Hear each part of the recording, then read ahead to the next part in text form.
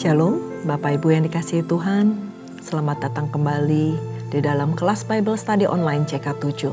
Hari ini kita akan membahas dalam kitab Yoel, pasalnya yang ketiga. Dan sebelum kita mulai pembahasan kita, pembelajaran kita pada hari ini, saya ajak Bapak Ibu untuk sama-sama kita menyanyi, menyembah, dan memuji Tuhan. Kita undang hadirat Tuhan turun atas kita dimanapun kita berada, sehingga urapan Tuhan itu mengalir atas diri kita. Mari kita sembah Dia. Haleluya. Yesus Tuhan. Terima kasih Yesus. Terima kasih Roh Kudus. Kami puji Engkau Tuhan. Kami sembah Engkau Yesus. Haleluya.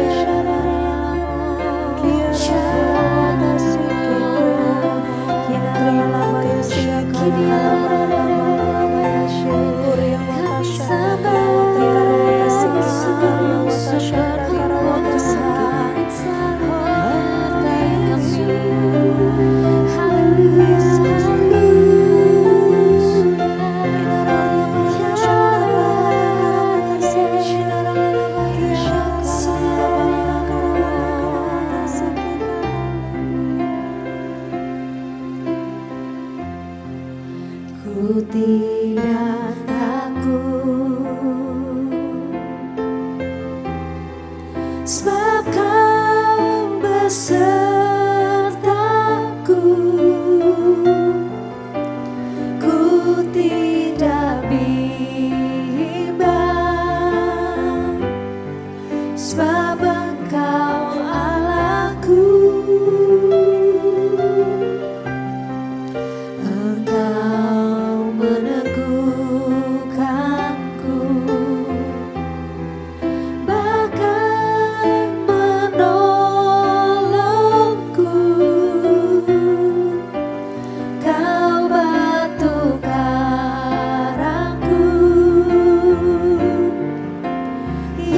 Yesus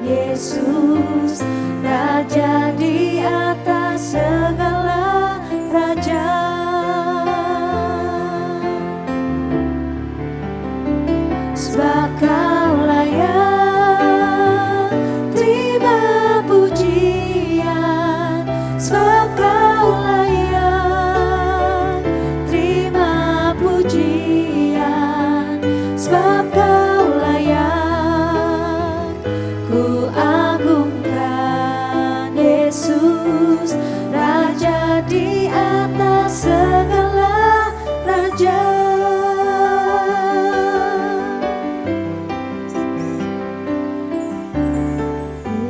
Yesus, ku cinta Kau, ku tinggikan, ku agungkan. Aku kan memuji-Mu, baik di dalam suka dan duka.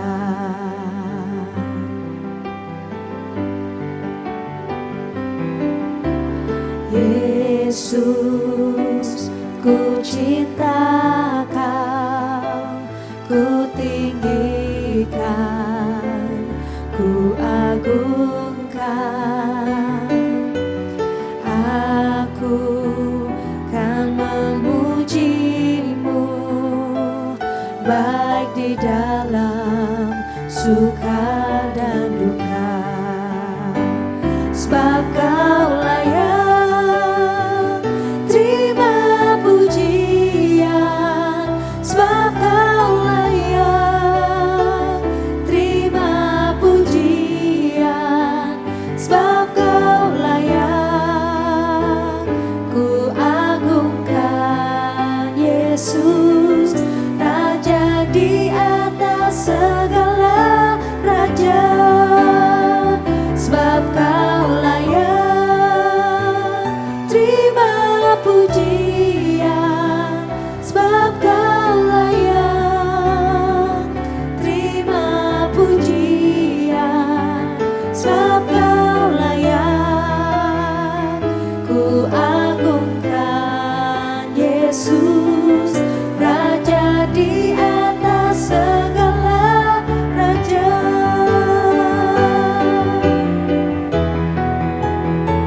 Sebab Kau layak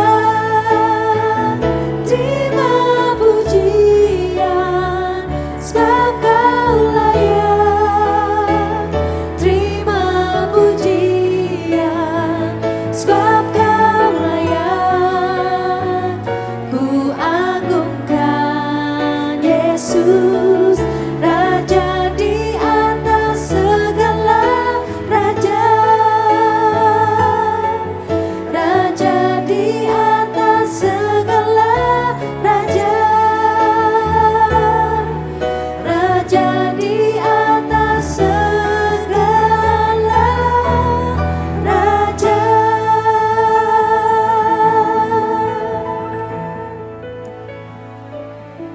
Hanya Engkau Tuhan yang layak kami puji, hanya Engkau Tuhan yang layak kami sembah. Hanya Engkau Tuhan, Raja di atas segala raja, ditinggikan Tuhan dari sekarang sampai selama-lamanya. Terima kasih Bapa, terima kasih. Terima kasih kami punya Allah seperti Engkau. Kami bangga Tuhan punya Allah yang hidup. Terima kasih Bapa. Terima kasih Tuhan untuk puji-pujian yang begitu indah ini Tuhan. Biarlah ini semuanya boleh menyukakan hati-Mu, menjadi dupa yang harum Tuhan, menyenangkan hati-Mu Bapa. Terima kasih Tuhan, kami percaya Tuhan, hadirat-Mu Tuhan hadir di tengah-tengah kami. Dimanapun kami berada Tuhan, kami menikmati hadirat-Mu Bapa. Terima kasih Bapa, terima kasih Roh Kudus. Jikalau sebentar lagi kami akan belajar mengenai kebenaran firman-Mu dari kitab Yoel Tuhan. Urapi setiap kami Tuhan, kami mau diajar, kami mau dibentuk Tuhan. Dan kami mau Tuhan dibentuk sesuai dengan kehendak-Mu Tuhan. Urapi kami semua Tuhan, buka hati kami Tuhan, supaya hati kami seperti tanah yang subur, yang siap untuk ditanami dengan benih-benih kebenaran firman-Mu. Urapi hamba juga Tuhan, supaya setiap apa yang keluar dari mulut bibir hamba-Mu itu semuanya berasal daripada-Mu. Terima kasih Bapa, terima kasih Roh Kudus. Kami siap untuk belajar hanya di dalam nama Tuhan Yesus. Mari kita yang siap belajar sama-sama katakan amin. Shalom Bapak Ibu yang dikasihi Tuhan, selamat datang kembali bagi Bapak Ibu yang baru saja bergabung dengan kami. Saya percaya kita semua pasti akan diberkati dengan puji-pujian yang baru saja kita naikkan. Nah Bapak Ibu, kita sama-sama akan membahas dalam kitab Yoel 3, di mana kitab Yoel ini adalah pasal yang terakhir, yaitu pasal yang ketiga ini sebelum kita masuk ke kitab Amos. Nah, saya akan bacakan dulu beberapa ayat perikop demi perikop, nanti setelah itu kita akan bahas sama-sama. Perikop yang pertama, di ayat yang pertama dengan judul perikop hukuman atas musuh-musuh Israel. Sebab sesungguhnya pada hari-hari itu dan pada waktu itu apabila aku memulihkan keadaan Yehuda dan Yerusalem. Nah, di ayat yang pertama ini dulu, di pasal di dalam Yoel 3 ini membahas mengenai pemulihan bangsa Israel di masa depan dan hukuman Allah atas segala bangsa yang ada di dunia ini. Dan hukuman ini mencakup perang besar yang ada di Harmagedon dan yang mendahului pemerintahan Kristus atas seluruh muka bumi ini dengan referensi dari Wahyu 16 ayat ke-16. Dan di ayat 2 dikatakan, aku akan mengumpulkan segala bangsa dan akan membawa mereka turun ke lembah Yosafat. Aku akan berperkara dengan mereka di sana mengenai umatku dan milikku sendiri Israel. Oleh karena mereka mencerai-beraikannya ke antara bangsa-bangsa dan membagi-bagi tanahku. Nah, di ayat kedua ini disebutkan bahwa Tuhan akan membawa mereka turun ke lembah Yosafat. Nah, lembah Yosafat artinya adalah lembah di mana Tuhan akan menghakimi. Atau disebut juga di lembah penentuan. Itu nanti akan disebut di ayat yang ke-14. Dan tercatat mungkin ini adalah lembah Megido yang ada di tengah utara bagian Palestina. Akan tetapi daripada kedudukan geografis yang ada, dan yang berita yang pada saat ini yang penting adalah bahwa pada suatu hari Allah akan membinasakan semua kejahatan serta membenarkan dan membebaskan umatnya yang taat dan setia kepada Tuhan. Garis bawahi bahwa Tuhan akan membela dan membenarkan umat Tuhan yang taat dan setia. Jadi kita harus menjadi bilangan yang taat dan setia sehingga Tuhan akan membela dan membebaskan dan membenarkan kita. Dilanjutkan di ayat ketiga, oleh karena mereka membuang undi mengenai umatku, menyerahkan seorang anak laki-laki karena seorang sundal dan menjual seorang anak perempuan karena anggur untuk diminum. Nah, apa arti dari ayat ketiga ini? Bahwa Allah akan menghukum bangsa-bangsa karena kekejaman mereka. Dan juga mereka telah memperlakukan orang seakan-akan mereka itu barang atau sesuatu yang bisa diperdagangkan demi uang dan demi kesenangan mereka. Dan kita harus berlaku waspada atas perilaku dari orang-orang seperti ini. Karena Allah akan menuntut pertanggungjawaban pada hari penghakiman jika kita menganiaya orang lain. Itu ada di Kolose 3 ayat 25 sebagai referensinya. Nah, di ayat 4 dikatakan, lagi apakah sangkut pautmu terhadap dengan aku, hai Tiros dan Sidon, dan seluruh wilayah Filistin? Apakah kamu ini hendak membalas perbuatanku? Apakah kamu melakukan sesuatu terhadap aku? Maka dengan cepat, dengan segera aku akan membalikkan perbuatanmu itu kepadaku sendiri. Dan ayat 5 dikatakan, oleh karena kamu telah mengambil perakku dan emasku dan telah membawa barangku yang berharga, yang indah-indah ke tempat-tempat ibadahmu.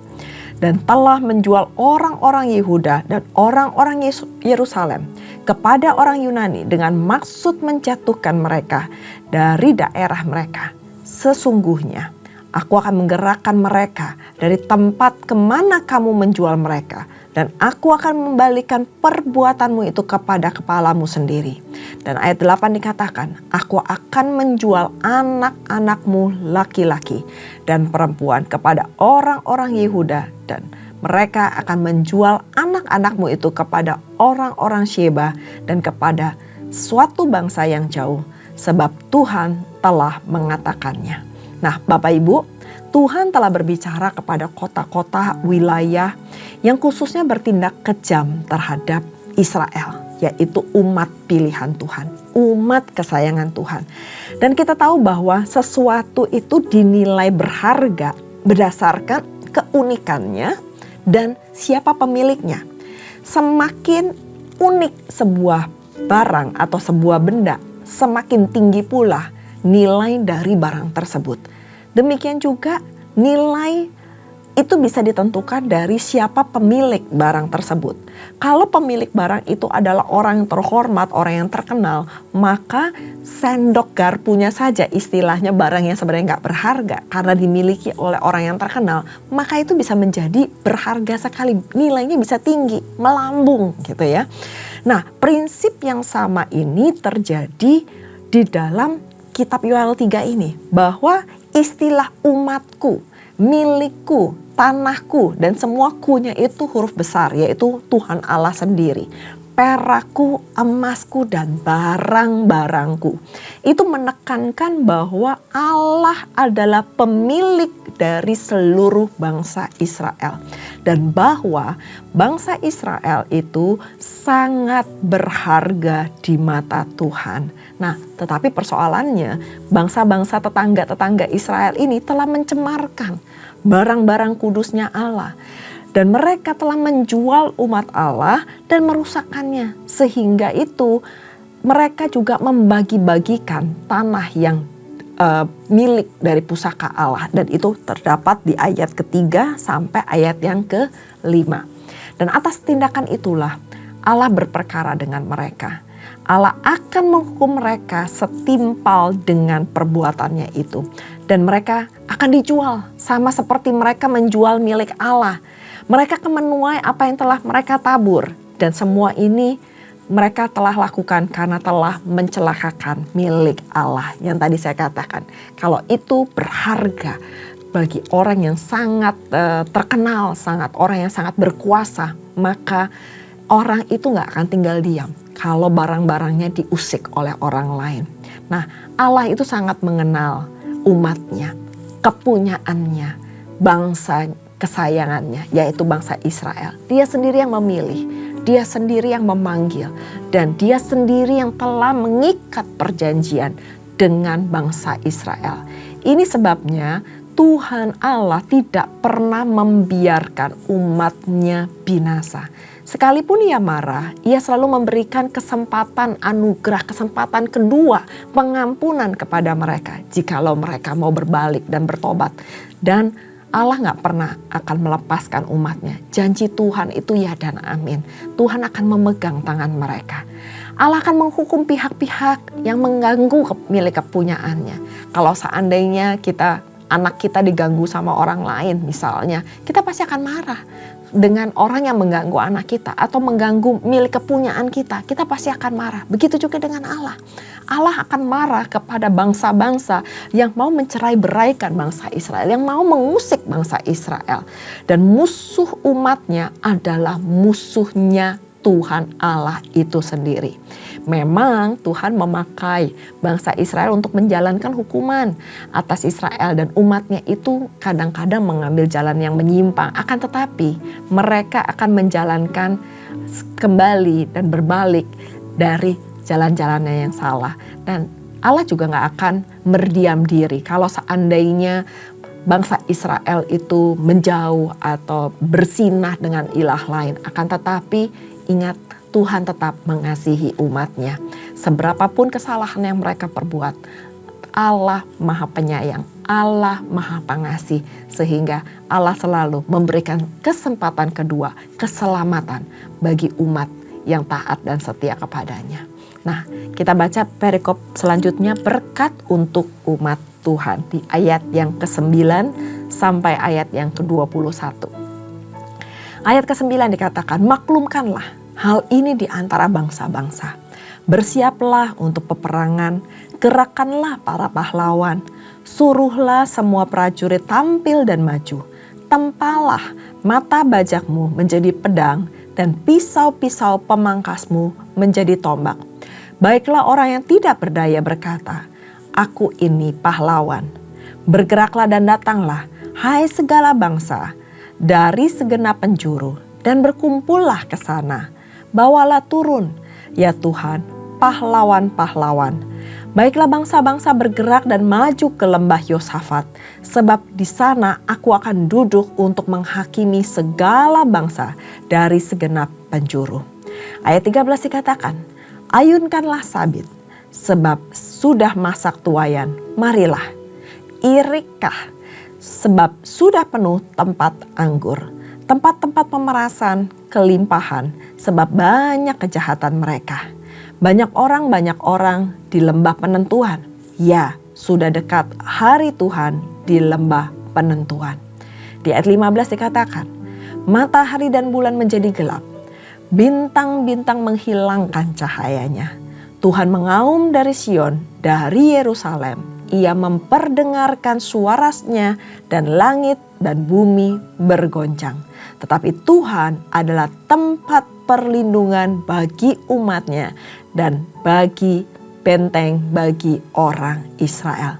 Garis bawahi bahwa meskipun Tuhan menjatuhi hukuman, akan tetapi Tuhan adalah tempat perlindungan bagi umatnya dan benteng bagi orang Israel.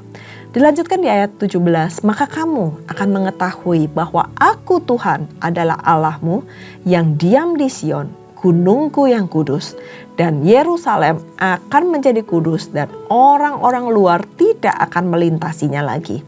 Pada waktu itu akan terjadi bahwa gunung-gunung akan meniriskan anggur baru dan bukit-bukit akan mengalirkan susu dan segala sungai Yehuda akan mengalirkan air, mata air akan terbit dari rumah Tuhan dan membasahi lembah Sitim.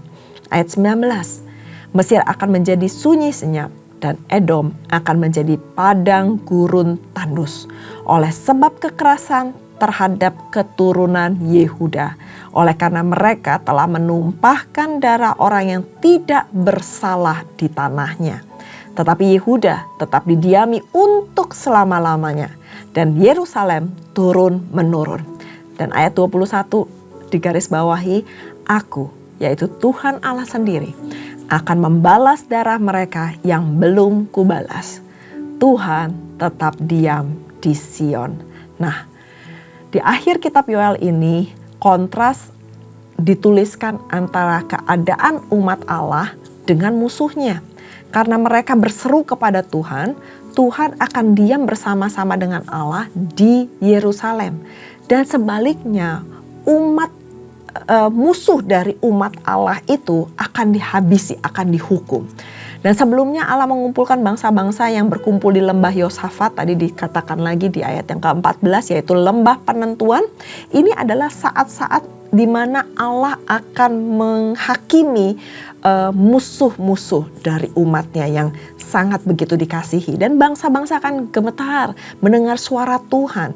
Karena suaranya itu seperti auman seekor singa. Hukuman akan dijatuhkan dan kejahatan-kejahatan pada bangsa-bangsa yang melawan atau mencerai-beraikan bangsa Israel. Seperti Mesir dan Edom akan dihukum karena mereka melakukan kekerasan terhadap Yehuda. Itu dicatat di ayat yang ke-11 sampai di ayat yang ke-15 bahwa matahari dan bulan akan menjadi gelap, bintang-bintang menghilangkan cahayanya. Itu adalah salah satu hukuman yang akan Tuhan berikan kepada bangsa Mesir dan bangsa Edom. Namun tidak demikian dengan orang yang berseru kepada nama Tuhan. Tuhan akan meluputkan mereka dari hukuman Allah. Mereka akan diam bersama dengan Tuhan di tempatnya yang kudus di Yerusalem. Dan ketika keadaan dunia berubah menjadi tanpa kekerasan, tanpa kekejaman, maka segala ciptaan akan tinggal diam damai bersama dengan Allah. Di ayat 17 saya akan bacakan lagi, bahwa kamu akan mengetahui bahwa aku Tuhan adalah Allahmu yang diam di Sion, gunungku yang kudus, dan Yerusalem akan menjadi kudus, dan orang-orang luar tidak akan melintasinya lagi. Jadi orang-orang luar itu gak akan lewat di tempat itu lagi. Dan damai dengan Allah berarti terjalinnya hubungan antara umat Israel kembali kepada Tuhan Allah, sehingga mereka dapat merasakan hubungan atau menjalin hubungan kembali bersama Tuhan. Nah, Bapak Ibu, di sini dikatakan bahwa kalau kita berseru kepada Tuhan, maka Tuhan akan meluputkan. Tuhan akan meluputkan kita dari hukuman, dan Tuhan akan memberikan kita tempat perlindungan, dan bahkan Tuhan akan membalas kepada orang-orang yang berusaha menyerang kita, orang-orang yang berusaha menjatuhkan kita, atau bahkan orang-orang yang mau menginjak-injak kita. Itu semuanya Tuhan akan balas mereka, dan kita akan diam bersama dengan Tuhan sepanjang masa. Damai sejahtera, sukacita gak bisa kita dapatkan dari manapun juga. Kita mungkin gak kuat untuk membalas orang-orang yang jahat kepada kita. Tapi percayalah, kita punya Tuhan yang sangat kuat, yang sangat mampu, yang sangat berkuasa untuk membela kita, untuk menolong kita, dan untuk mengangkat kita. Itulah yang terjadi pada bangsa Israel. Dan saya percaya hal itu juga akan terjadi kepada Bapak, Ibu, dan saya. Gak usah khawatir, gak usah takut, karena Tuhan beserta dengan kita. Mari kita berdoa. Bapa kami yang baik, terima kasih Tuhan. Terima kasih untuk firman-Mu Tuhan. Kami belajar bahwa Tuhan akan selalu membela kami. Tuhan akan selalu mengangkat kami. Dan janji-Mu itu selalu akan dikenapi dalam kehidupan kami. Engkau gak pernah akan mengingkari janji-Mu. Engkau akan selalu mengangkat umat-Mu yang taat dan setia, dan setiap umat-Mu yang berseru kepadamu, Engkau pasti akan tolong. Hamba berdoa Tuhan untuk setiap jemaat-Mu Tuhan dimanapun mereka berada, yang dalam keadaan apapun saat ini Tuhan sedang mereka alami Tuhan. Mereka yang sedang berseru kepada Engkau, menyerukan nama-Mu, teriakan minta tolong. Dan kami percaya Engkau pasti akan menolong setiap kami tepat pada waktunya. Engkau berkati Tuhan setiap jemaat-Mu Tuhan. Engkau lindungi mereka Tuhan, dan Engkau jauhkan mereka dari mara bahaya. Dan biarlah Tuhan, darah Kristus selalu beserta memagari mereka. Terima kasih Bapa, terima kasih Tuhan. Materaikan firman-Mu Tuhan dalam Yoel 3 Tuhan. Dan kami percaya pemulihan akan terjadi dalam kehidupan kami.